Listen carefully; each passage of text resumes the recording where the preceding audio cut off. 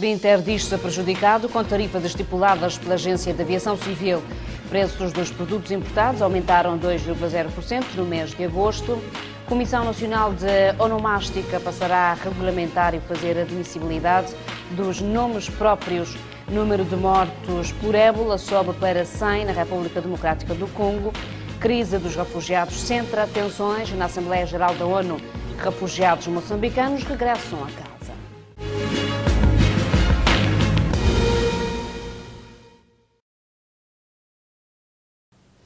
Boa noite, no ar o Jornal 10, seja bem-vindo. Na semana passada, a Agência de Aviação Civil anunciou novas tarifas máximas aplicadas para o setor de transporte aéreo doméstico no país, com redução média de 2,33%, uma tarifa que não agrada a Binter, que, segundo diz, está a estudar o impacto total destas novas tarifas impostas unilateralmente e vai dirigir-se ao Governo.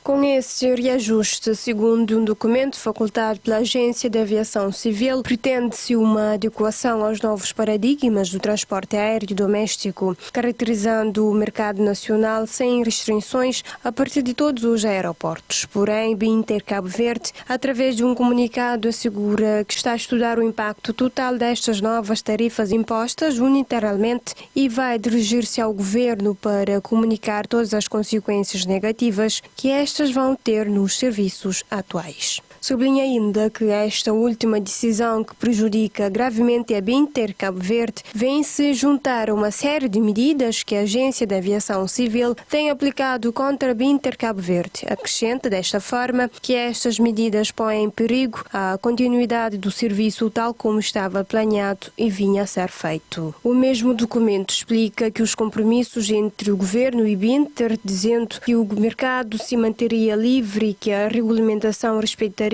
o equilíbrio financeiro e econômico. Com estas premissas, a Binter Cabo Verde se comprometeria a servir de forma permanente o mercado insular cabo-verdiano com um serviço aéreo regular, serviço que vinha a ser feito com um reconhecido sucesso. Estas novas medidas da Agência de Aviação Civil, junto com as outras anteriores tomadas contra a Binter Cabo Verde, libertam a Binter de compromissos tomados com o governo anterior da 8ª legislatura como da atual 9ª legislatura, diz o comunicado. É de realçar que a deliberação que determina as tarifas máximas aplicadas no setor de transporte aéreo doméstico em Cabo Verde foi aprovada pela Agência de Aviação Civil em julho, publicada no Boletim Oficial, que entra em vigor a 28 de outubro do presente ano.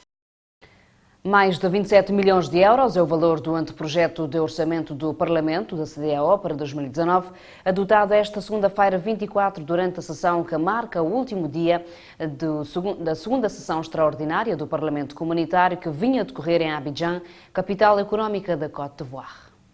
Segundo uma nota enviada, o anteprojeto de orçamento para o ano econômico 2019, que vai ser submetido ao Conselho de Ministros da CDAO e Cimeira de Chefes de Estados e de Governo em novembro para aprovação final global, sofreu um aumento de 5,56% em relação ao ano passado, em virtude de reforço das prerrogativas e dos poderes concedido pelo ato adicional rubricado pelos representantes dos 15 Estados-membros da CDAO. O vice-presidente do Parlamento da CDAO, Orlando Dias, explica que o valor de constante do anteprojeto de orçamento para o próximo ano é estimado em 28 milhões de euros e sofreu um aumento de 5,56% por causa do reforço das prerrogativas e poder do Parlamento, sublinhando que este montante irá permitir à instituição executar de melhor forma o seu plano de atividades, agora com poderes reforçado. O mesmo acrescenta ainda que, além do reforço de poderes, o Parlamento da CDAO vai ainda alterar, no âmbito da reforma parlamentar em curso, a sua agenda de trabalho. Se antes os deputados reuniam ordinariamente durante 15 dias, doravante,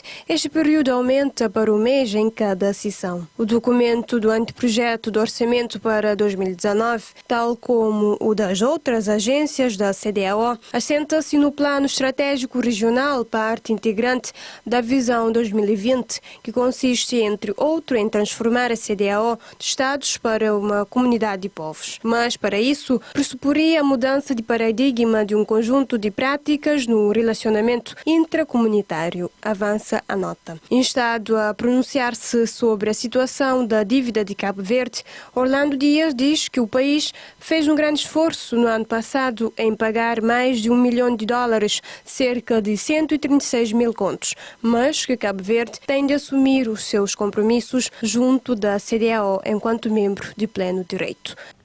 O Ministro da Agricultura e Ambiente acolheu nesta terça-feira a cerimónia de tomada de posse dos novos membros do Conselho de Administração do Instituto Nacional de Meteorologia e Geofísica, empossando a engenheira Maria da Cruz como PCA, bem como Danisa de Pina e Daniel Graça como administradores.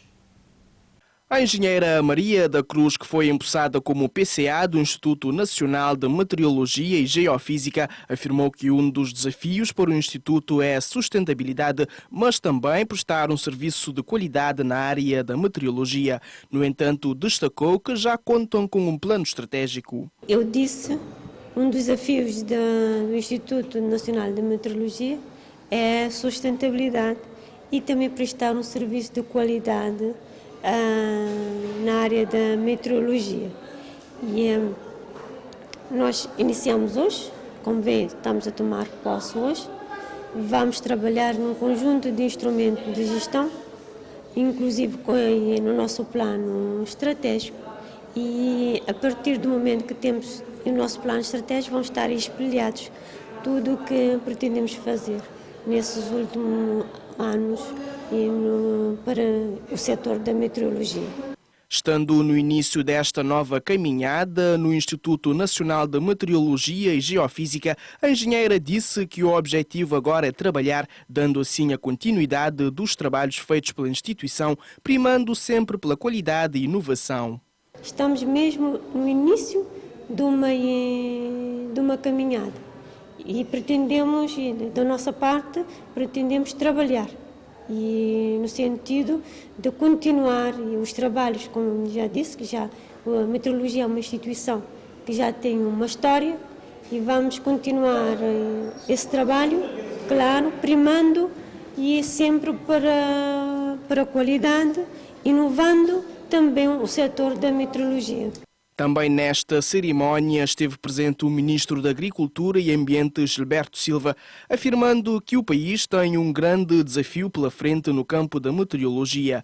O Ministro realçou que para melhorar os serviços prestados neste domínio é necessário ter uma instituição muito bem organizada em todos os sentidos.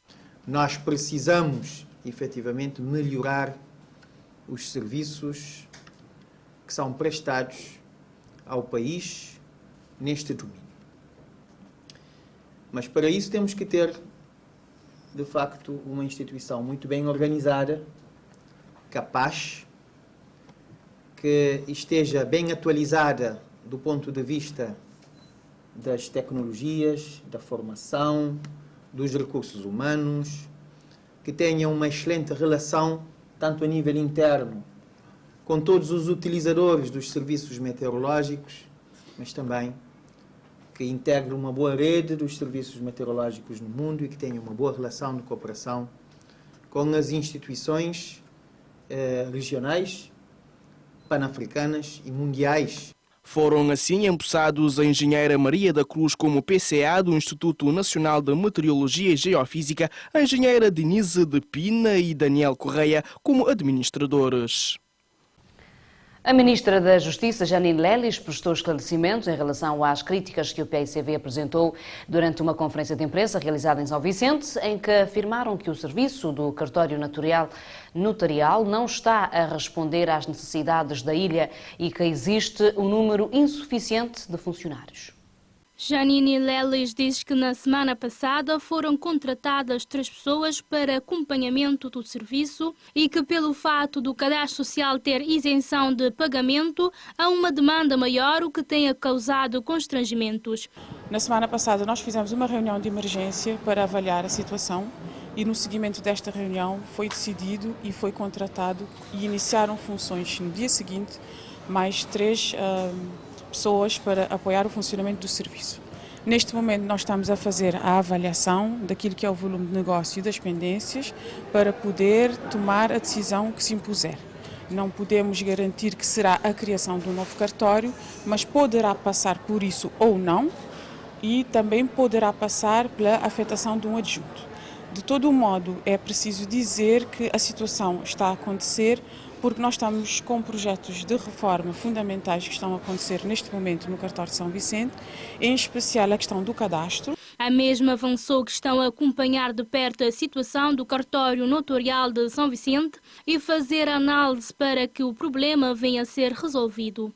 Estamos a fazer isso naturalmente para que possamos garantir uma melhor prestação. É natural porque são coisas novas que haja alguma dificuldade inicial, mas a garantia que nós queremos dar é que estamos a acompanhar de perto a situação e que estamos a fazer a análise para propor a melhor solução em face daquilo que é a necessidade da população de São Vicente e, acima de tudo, para servir cada vez melhor os cidadãos. Está uma contratação para ser efetivada, penso, entre hoje e amanhã para o registro comercial. Está-se a avaliar a forma da organização do próprio serviço e também faz parte do nosso programa, ainda a nível do programa do Governo, a questão da uniformização dos procedimentos em relação aos cartórios e conservatórios. É essa a nossa aposta, estamos a fazer todos os esforços para conseguirmos um orçamento necessário para garantir essa materialização para o próximo ano e devo dizer que também estamos no período de recrutamento de 5 conservadores, sendo que 3 já estão na fase probatória e 2 ainda estão a aguardar o processo da abertura do concurso. Questionada se o espaço tem a capacidade de acolher um número elevado de pessoas, a mesma responde. Quero-vos recordar que até dezembro do ano passado, o cartório notarial funcionava dentro das instalações do Ministério das Finanças. Nós fizemos todo um trabalho de inauguração e de reforço. O espaço é bom. E eu penso que a questão está na organização dos serviços e na capacidade de resposta. A questão não se coloca em relação ao espaço. Dizendo que, sendo certo que nós temos as responsabilidades de melhor trabalhar, nós também não podemos ignorar que por mais de 10 ou 15 anos o cartório notarial funcionou dentro da repartição de finanças sem nenhuma condição. Em dezembro nós garantimos essa melhoria e vamos continuar a garantir a melhoria dos serviços sem descurar aquilo que são as necessidades reais que serão avaliadas, porque temos o sentido de responsabilidade e os meios não são infindáveis para dar as melhores respostas. Conforme consta no A Semana, Alcides Graça considerou que a situação anual não favorece o bom ambiente de negócio, pelo que pediu ao Primeiro-Ministro para injetar verba no Orçamento do Estado para 2019 para a instalação de um novo cartório notarial em São Vicente. Na manhã desta terça-feira, os trabalhadores do Jardim Gulbenkian, incluindo guardas e monitoras, através de uma conferência de imprensa, mostraram-se descontentes face à extinção desta fundação e a transferência para a Liga Nazarena. O SISCAP, que esteve em representação da classe, considera como sendo algo inconstitucional e que viola os direitos dos trabalhadores.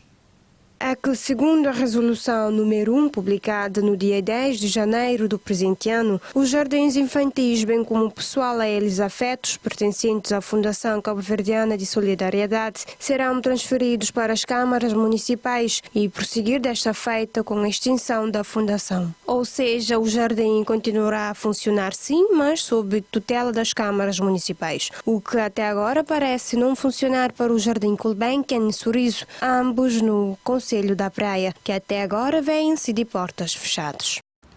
Nós somos contra a passagem dessas monitoras para a Liga Nazarena, porque elas têm um contrato de trabalho que rege-se nos termos da lei laboral vigente. Porquanto a Liga Nazarena, a entidade patronal, é a pessoa de natureza de direito privado. Conforme os funcionários, a proposta que têm é que vão ser transferidos para o comando da Liga Nazarena, mas sem qualquer aumento salarial nem progressão na carreira, e deixam claro que não vão aceitar e dizem não entender o porquê disto tudo. Eles vêm fazer reunião, mas aquele dia nunca por estar ali para onde tinha família que morre, nunca bem. Eles vêm fazer reunião, sem nenhum aviso prévio. Este entra, fazer reunião, mas nós não está passado para Liga Nazareno. Mas só que a nós nunca está bem para Liga Nazareno de aquela maneira que essa está falando. A nós não está para Liga Nazareno, sim, mas está mandando para a mobilidade de Estado, cima tudo funcionário de fundação, mandaram para a mobilidade de Estado, ali não estava trabalhando com Liga Nazareno, está a prestar serviço na Nazareno, mas não tem que ser de Estado, para nós sempre não está receber com o 20º de Estado, nós era de gabinete de primeiro-ministro, para a hora que gosta ali, não também fica, para não vai para Liga Nazareno. Os funcionários da Fundação dizem até apresentar uma solução ao governo que se resume em passar as reformas antecipadas aos que já têm o tempo de serviço quase completo e assumir os restantes funcionários, que neste caso ficariam apenas 6, tendo em conta que o Jardim alberga no total de 12 funcionários. Mas esta foi recusada e, da mesma forma, recusam também a proposta de indenização feita pelo governo e explicam os motivos.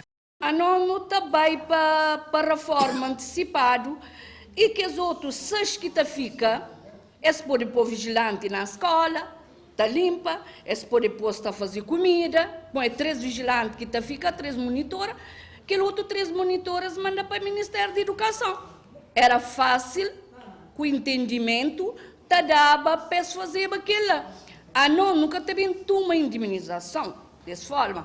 Para nós não tem banco para não pagar. A nós não tem menino na escola. Neste sentido, se escape a fiança que vai levar o caso até as últimas instâncias, tendo em conta que os direitos destes trabalhadores estão a ser violados, como, por exemplo, o direito a um trabalho digno, que é um direito constitucional, diz. O Instituto Nacional de Estatística revelou que os preços dos produtos importados aumentaram em agosto deste ano 2,0%, valor superior em 0,9 pontos percentuais face ao registado no mês anterior. Segundo dados revelados pelo INE, a taxa de variação mensal dos preços dos produtos exportados fixou-se em 1,2% em agosto de 2018, valor superior em 0,4 pontos percentuais face ao registado no mês anterior, enquanto a taxa de variação mensal registada pelo índice de termos de troca foi de menos 0,8%, valor inferior em 0,6 pontos percentuais face ao registado no mês anterior. Nesse mesmo mês, o índice de preço da importação situou-se em 103,6, tendo conhecido um aumento de 2,0% relativamente ao mês anterior. De acordo com a mesma fonte, por destino económico dos bens, todas as categorias contribuíram para a subida de preços na importação, avançando que a categoria de bens de consumo registrou uma subida de 0,6%, nos bens de capital subiu 5,8% e no combustível registrou uma subida de 1,0%. O índice de preços de comércio externo é um indicador que tem por finalidade obter informação mensal sobre a evolução dos preços das trocas comerciais entre Cabo Verde e o resto do mundo. O Ministro da Cultura e Indústria Criativa, Abrão Vicente, confere posse à Comissão Nacional da Onomástica, que tem como objetivo fazer recomendações e propor medidas de criação e salvaguarda desse património, recomendar medidas e fornecer subsídios necessários à normalização da escrita dos nomes constantes da onomática nacional. A representante da Comissão Nacional da Onomática destacou que, numa primeira fase, irão elaborar uma lista de nomes próprios e regulamentar para a admissibilidade dos nomes próprios para que um cidadão venha a ter orgulho do seu nome e não vergonha. A elaboração o mais exaustiva que pudermos da lista dos nomes próprios e um regulamento para a admissibilidade dos nomes próprios. A Comissão, ciente de estar a desbravar um terreno, é com lealdade dizer que esta equipa vai se empenhar numa reflexão antropológica, filosófica e social do nome próprio, sem descurar a parte linguística, sobretudo por causa do nosso contexto, não só dentro de Cabo Verde, mas também por causa da nossa diáspora, que nomes devem fazer parte da nossa onomástica nacional. Garantir que o nome próprio seja uma marca de orgulho pessoal é uma das linhas orientadoras. Uma das nossas grandes metas é que o nome próprio seja uma marca onde a gente tem a vaidade de se apresentar e dizer o nome, e não um motivo de vexame ou de chacota.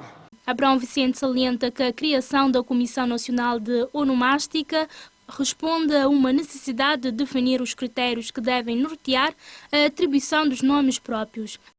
A criação da Comissão Nacional de Onomástica responde a uma necessidade cada vez mais premente de se definir os critérios que devem nortear a atribuição dos nomes próprios. Prática comum em várias partes do mundo. Cabo Verde, um país jovem, mas alinhado com as melhores práticas internacionais, dá por isso mais este passo. A Comissão será responsável pela criação de regulamento para admissibilidade, de vocábulos para nomes próprios, instrumentos que norteará os registros no país na atribuição dos nomes, evitando situações recorrentemente depreciativas e contrárias aos direitos do ser humano. A admissão de nomes próprios, tanto em português como na língua materna, normatizando a escrita da língua nas duas línguas, respeitando a ortografia, a etimologia do nome. Vicente disse ainda que a Comissão Nacional de Onomástica tem a função de verificar a composição do princípio da concordância do sexo e o primeiro nome, bem como outras situações pelo qual o ministro cita. Por outro lado, definição da composição do princípio de concordância entre o sexo e o primeiro nome. A negação de nomes que impliquem referências pejorativas são alguns dos aspectos a serem considerados pela Comissão, resguardando sempre os pressupostos como a nacionalidade e origem dos pais do registando, bem como outras situações sobre a qual se debruçará. Assim sendo, estudando os propósitos que nortearam a criação da Comissão de Peritos para a feitura da Onomástica Nacional e a celeridade com que se quer empreender o processo, os técnicos do Ministério da Cultura e das Indústrias Criativas e do Ministério da Justiça e do Trabalho, do qual fazem parte todas as categorias de profissionais abrangidos pela resolução, optaram por, à semelhança do que acontece em vários países, alterar a designação da Comissão para a Comissão Nacional de Onomástica, uma vez que, como vaticina a resolução, a Comissão será de caráter permanente. A Comissão Nacional de Onomática foi criada através da Resolução número 20/2015, de 19 de março, enquanto órgão consultivo do Governo para defesa, valorização e promoção do património antropónimico nacional e é formada por linguistas, antropólogos, historiadores, sociólogos, conservadores de registro civil ou outros cidadãos de reconhecida competência na matéria. A 7ª edição da Feira das Atividades Económicas ligadas ao mar e Expomar realiza-se este ano de 11 a 13 de outubro em São Vicente, sob o lema Os Oceanos, Fontes de Oportunidades e Crescimento Sustentável. De acordo com a organização, a edição de 2018 é uma parceria entre a Feira Internacional de Cabo Verde, em parceria com a Câmara de Comércio do Barlavento e o Instituto de Estudos da Macaronésia.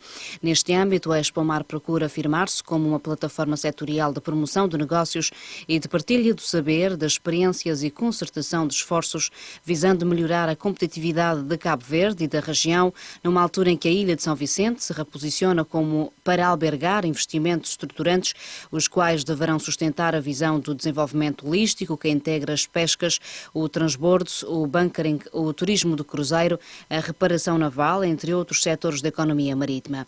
A 7ª edição, que inicia no dia 11 de outubro, integra 3 componentes: exposição, mostra de produtos, serviços e de tecnologias com aplicação ao mar, encontros de negócio, conferências internacionais e workshops alusivos ao tema Economia Azul. As conferências que marcaram a 7ª edição enquadram-se na comemoração dos 25 anos da Guarda Costeira de Cabo Verde, incorporando atividades alusivas ao tema, nomeadamente disposição de meios navais na Praia da Lajinha e sobrevoo de uma aeronave.